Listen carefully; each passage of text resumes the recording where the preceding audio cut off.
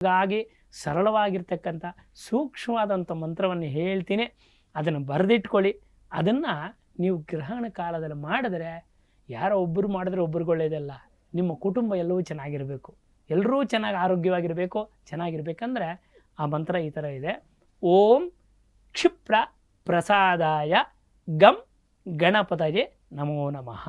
ಓಂ ಕ್ಷಿಪ್ರ ಪ್ರಸಾದಾಯ ಗಂ ಗಣಪತಯೇ ನಮೋ ನಮಃ.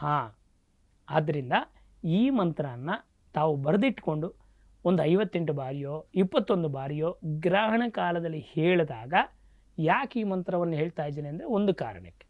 ನಮ್ಮ ಎಲ್ಲ ಕೆಲಸಗಳು ನಡಿಬೇಕಂದ್ರೆ ಯಾರು ಕಾರಣ? ಗಣಪತಿ ಕಾರಣ. ನಮಗೆ ಬರ್ತಕ್ಕಂಥ ಗ್ರಹಚಾರಗಳನ್ನು ನಿವಾರಣೆ ಮಾಡೋ ಶಕ್ತಿ ಯಾರಿಗಿದೆ? ಗಣಪತಿಗಿದೆ.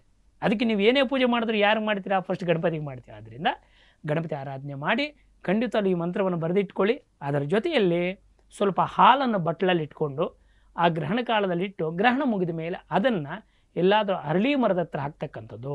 ಇದಕ್ಕೆ ದಾನ ಏನು ಹೇಳ್ತಾರೆ ಅಂತಂದರೆ, ಅಕ್ಕಿಯನ್ನು, ಎಕ್ಕದ ಹಾರವನ್ನು, ಬಿಳಿ ಬ್ಲೌಸ್ ಪೀಸನ್ನು, ಇವು 3 ತೆಗೆದುಕೊಂಡು ಹೋಗಿ ಸಾಯಂಕಾಲ ತಲೆಗೆ ಸ್ನಾನ ಆದಮೇಲೆ ನವಗ್ರಹ ಪ್ರದಕ್ಷಿಣೆ ಮಾಡಿ ಇದನ್ನು ದಾನವನ್ನು ಕೊಟ್ಟು ಓಂ ಚಂದ್ರಾಯ ನಮೋ ನಮಃ, ಓಂ ಚಂದ್ರಾಯ ನಮೋ ನಮಃ. ಯಾಕಂದರೆ ಎಲ್ರಿಗೂ ಸುಲಭವಾಗಿರ್ಬೇಕು ಹೇಳಲಿಕ್ಕೆ, ಅದನ್ನು ಸುಲಭವಾಗಿ ಹೇಳ್ತಾ ಇದ್ದೀನಿ. ಇದನ್ನು ತೊಗೊಂಡೋಗಿ ಕೊಟ್ಟು ನಮಸ್ಕಾರ ಮಾಡ್ಕೊಬನ್ನಿ.